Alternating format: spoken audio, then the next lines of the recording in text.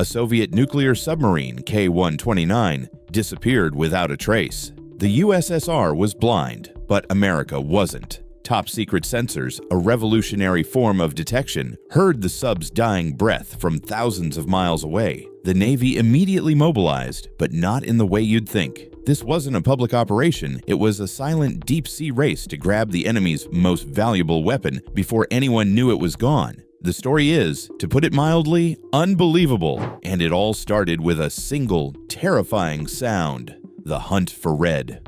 Gone. On February 24, 1968, the Soviet submarine K-129 slipped out of its base in Kamchatka. This was not a normal patrol. You see, the sub had just returned from a long 70-day mission and was due for a major overhaul. The crew, 98 men in all, were expecting a well-deserved rest. But the Cold War waits for no one. Another submarine in the fleet had failed its pre-launch checks, and a gap in Soviet defenses had opened up.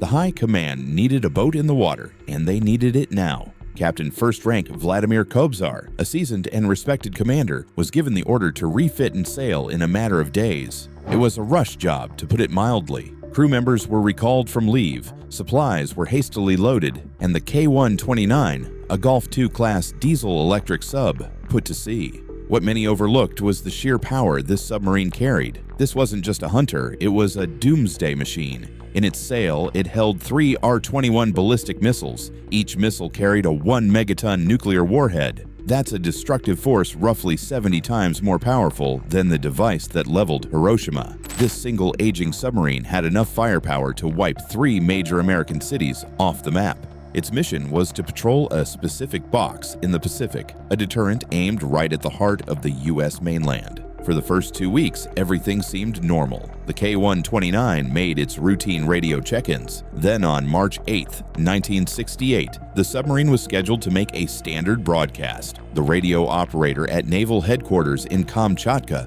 waited and waited. Nothing but static. At first, there wasn't outright panic. Submarine communication is a tricky business, but when a second check-in was missed, the silence became deafening. The Soviet High Command went into overdrive. A submarine carrying nuclear weapons had just vanished. This sparked one of the largest and most desperate search and rescue operations in naval history.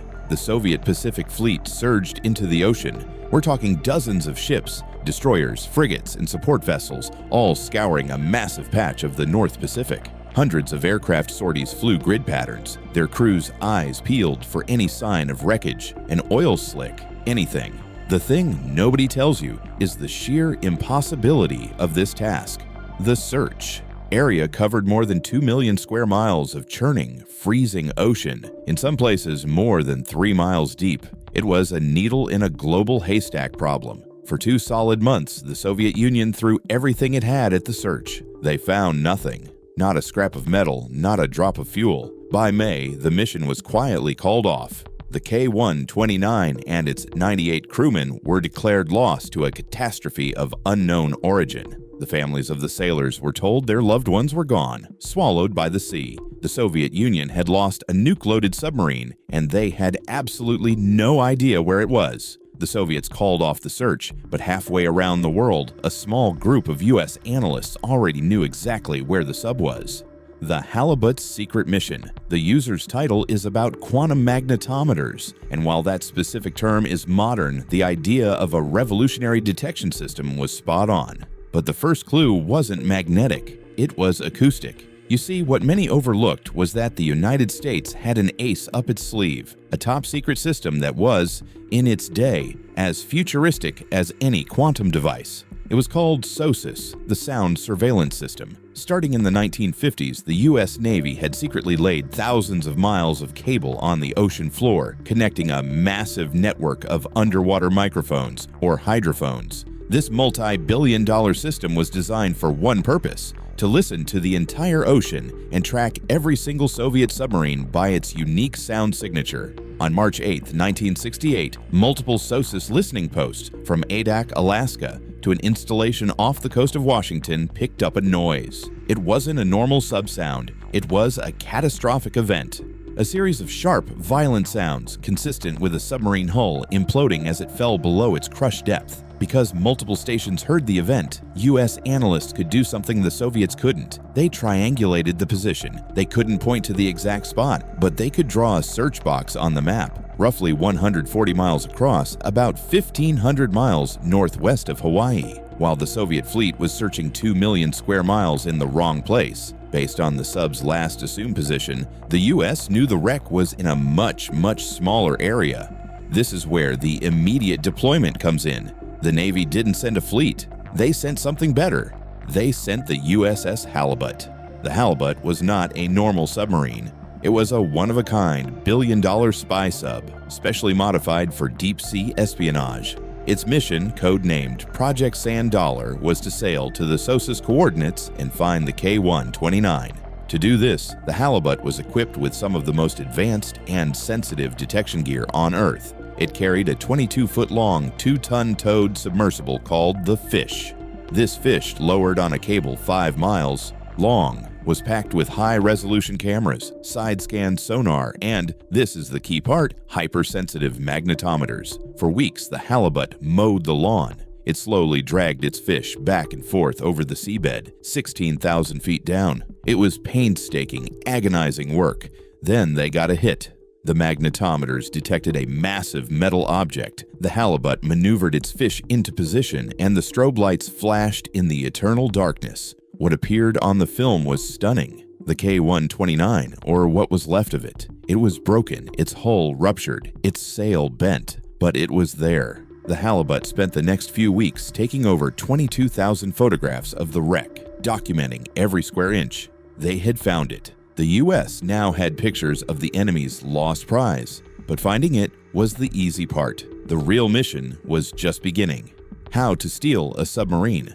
What many overlooked was that this mission was now too big and too sensitive for the Navy. A military operation to recover a Soviet warship could be seen as an act of war. So, the mission passed from the Department of Defense to the one agency that could do the impossible in total secrecy, the CIA. The CIA was faced with a problem that sounded like science fiction. How do you lift a 2,000-ton object from the bottom of the Pacific Ocean, a depth of 16,000 feet, or 3 miles, without the entire world, especially the Soviet Union, noticing? No ship on Earth could do this. No technology for it existed, so the CIA decided to build it from scratch. This was the birth of Project Azorian. The first problem was the cover story. How do you build a massive, bizarre-looking ship and not have spy agencies ask questions? The thing nobody tells you is that the CIA found the perfect cover in the era's most famous and most eccentric billionaire, Howard Hughes. Hughes was a recluse, known for his wild, ambitious projects. The CIA leaked a story to the press. The brilliant Howard Hughes was going to pioneer a new industry, deep-sea mining. He was building a ship, the Glomar Explorer, to dredge the ocean floor for manganese nodules, small potato-sized rocks rich in minerals. It was the perfect smokescreen. It was so crazy. Everyone believed it. Under this cover, the CIA spent what would be billions in today's money. They didn't just build a ship, they built a technological marvel. The Glomar Explorer was over 600 feet long and looked, from the outside, like a strange drilling ship. But its secrets were incredible. First, it had a massive hollowed-out bay in its hull, a moon pool, which was hidden beneath the waterline. This pool was larger than a football field. Second, it had a set of giant retractable doors on the bottom of the ship. Third, it had a capture vehicle, a skyscraper-sized mechanical claw nicknamed Clementine. The plan was this: the Glomar would sail to the wreck site. The bottom doors would open. The giant claw, attached to a steel pipe string 3 miles long, would be lowered through the moon pool. It would grab the entire submarine, lift it 3 miles up, and pull it inside the ship's hidden bay. The doors would close, and the Glomar Explorer would sail away, its prize hidden in its belly. It was, to put it mildly, the most audacious heist ever conceived. After years of building and billions of dollars, the Glomar Explorer finally sailed to the target. But the Soviets were watching, mooning the Soviet Navy. In the summer of 1974, 6 years after the K-129 sank, the Glomar Explorer arrived at the coordinates. The crew of CIA agents, engineers, and sailors began the most delicate operation in history. They started to lower the massive claw, Clementine, piece by piece, adding 60-foot sections of pipe, one at a time. This process alone took days. The tension was unbearable. They were working in 3-mile deep water in total secrecy with a Soviet spy satellite passing overhead every few hours. Then, the real trouble showed up. A Soviet ship, a naval tug called the Chazma, appeared on the horizon. It was a spy ship sent to observe this weird mining vessel. The Glomar crew was in a full-blown panic. The claw was dangling miles below them. They had to continue the cover story. They kept working, pretending to dredge for manganese nodules. The Chazma circled them for days. It came dangerously close enough for the crews to wave at each other. The Americans, trying to keep up the eccentric miner act, even blasted rock music over their loudspeakers and offered the Soviets cigarettes. In one of the most bizarre wow factors of the Cold War, the Soviet sailors, likely bored, eventually lined up on their deck, dropped their pants, and collectively mooned the Glomar Explorer. The Americans, realizing the Soviets had no idea what was really happening, cheered. Soon after, the Chazma sailed away. The path was clear. The crew guided Clementine over the wreck, the claw's tines sinking into the silt and grabbing the hull of the K-129. The massive winches on the Glomar engaged, and the slow 3-mile lift began. For hours, everything worked perfectly. The submarine was rising. They were going to do it. They were going to steal a Soviet nuclear sub. And then, catastrophe. About 2/3 of the way up, alarms blared. The claw had a critical failure. Several of its massive steel tines snapped. The crew watched in horror on their monitors as the main and most important section of the K-129, the part containing the sail, the code room, and the nuclear missile silos, broke away.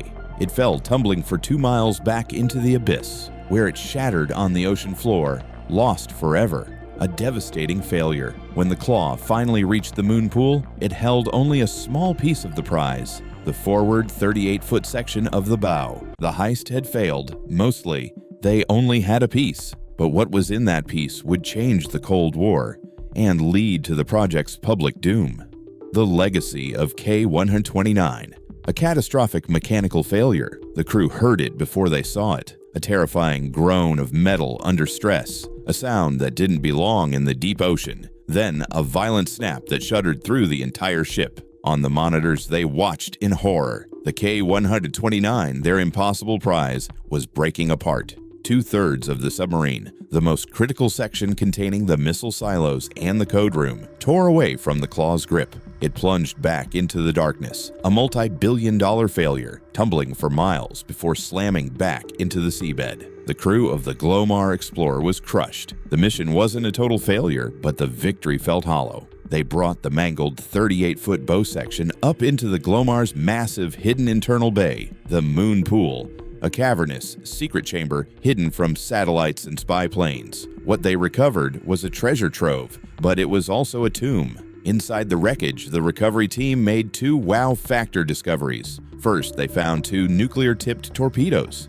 This was a massive intelligence win, giving the U.S. its first look at a frontline Soviet nuclear torpedo. They could finally analyze its design, its fuel, and its payload. This alone was worth a fortune in intelligence. Second, and far more grimly, they recovered the remains of 6 Soviet sailors. The sea had preserved them in the icy, high-pressure depths. The CIA, masters of the clandestine, now faced a profound moral and ethical question. What do you do with the bodies of your enemy, recovered during a top-secret operation they don't even know you're conducting? What the CIA did next was extraordinary. In a secret ceremony held on the deck of the Glomar Explorer floating above the wreck site, the U.S. crew held a full military funeral for the recovered men. This was not a quick, disrespectful disposal. They draped a Soviet flag, which they had thoughtfully brought along for just this possibility, over the burial container. A U.S. Navy captain read a funeral prayer, which had been translated into Russian, with the Soviet national anthem playing over the ship's speakers in the middle of the empty ocean. They buried the men at sea with full honors. The entire respectful ceremony was filmed by the CIA, creating a piece of evidence that would have unbelievable consequences decades later. The Glomar sailed back to the U.S., its partial prize hidden in its belly. The CIA immediately began planning a second mission code-named Project Matador to go back for the rest, but they never got the chance. The thing nobody tells you is how this multi-billion-dollar secret finally broke. It wasn't a spy or a defector or a satellite image. It was, of all things, a burglary. In June 1974, a group of thieves broke into an office owned by a Howard Hughes company in Los Angeles. They weren't spies. They were looking for cash, jewels, anything they could grab from the eccentric billionaire's empire. Instead, they found a memo, a simple piece of paper detailing the CIA's Glomar project, linking the agency to the Hughes-owned ship. The thieves, realizing they had stumbled onto something far bigger than cash, leaked it. Or did they? This is where the story gets even stranger, and the first wild theory emerges. Was this really a random burglary?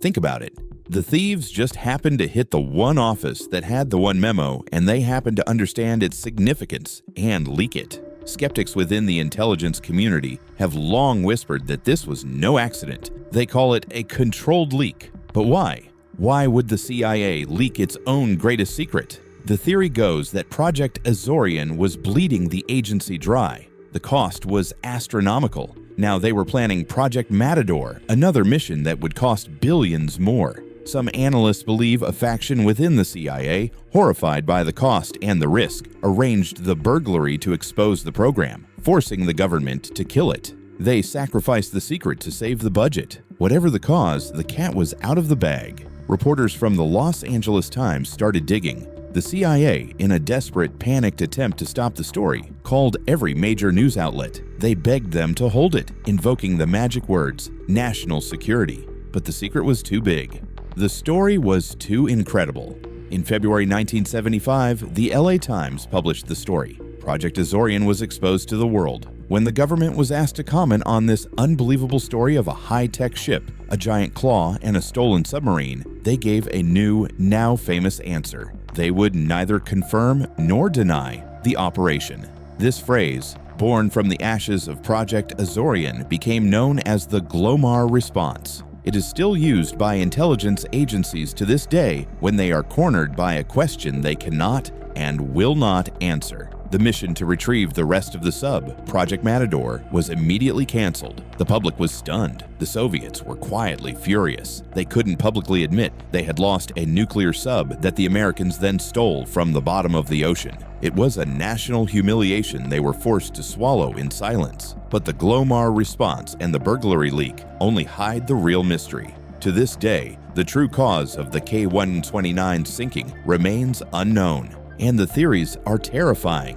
The official sanitized story is a simple battery explosion, a catastrophic but accidental internal failure. But this theory doesn't satisfy anyone. A far more popular and frightening theory is a collision. On March 8, 1968, the day the K-129 is believed to have sunk, the American submarine USS Swordfish was operating in the same area. Shortly after, the Swordfish put into port in Japan for emergency repairs to its conning tower. Damage consistent with a collision. The U.S. Navy, of course, denies everything. But did two nuclear-armed submarines stalking each other in the dark accidentally collide, sending the K-129 and its 98 crewmen to their deaths? If so, the entire Glomar operation wasn't just a heist. It was a desperate attempt to recover the evidence of their own catastrophic mistake. But there is one more theory, one so wild, so terrifying, it sounds like a Hollywood movie. It's known as the Red Star Rogue theory. This theory alleges that the K-129 wasn't on a normal patrol. It claims the sub was crewed by a rogue cell of hardline KGB fanatics who intended to start World War III. According to this, the plan was to sail to a position off the coast of Hawaii and launch a nuclear missile at Pearl Harbor. The attack would be blamed on China, tricking the United States into a full-scale nuclear war with the Chinese. But something went horribly wrong. Either the missile malfunctioned during the launch sequence, exploding in its tube, or a mutiny broke out on board as loyal sailors fought to stop the fanatics. The result? The sub was destroyed and sank. If this theory is true, the CIA's Project Azorian wasn't just about torpedoes and codebooks. It was a desperate race to find out just how close the world had come to nuclear annihilation, and to see if any other rogue commanders had the same idea. we may never know the truth. Deep in the Pacific, 16,000 feet down, the rest of the submarine still lies in the dark. The code room, the missile silos, and the remains of over 90 sailors are still there. A Cold War ghost that became the target of the most daring and most mysterious heist in history. What do you think? Was this insane multi-billion-dollar heist a brilliant success or a catastrophic failure? Let us know your thoughts in the comments. And don't forget to like and subscribe for more hidden histories.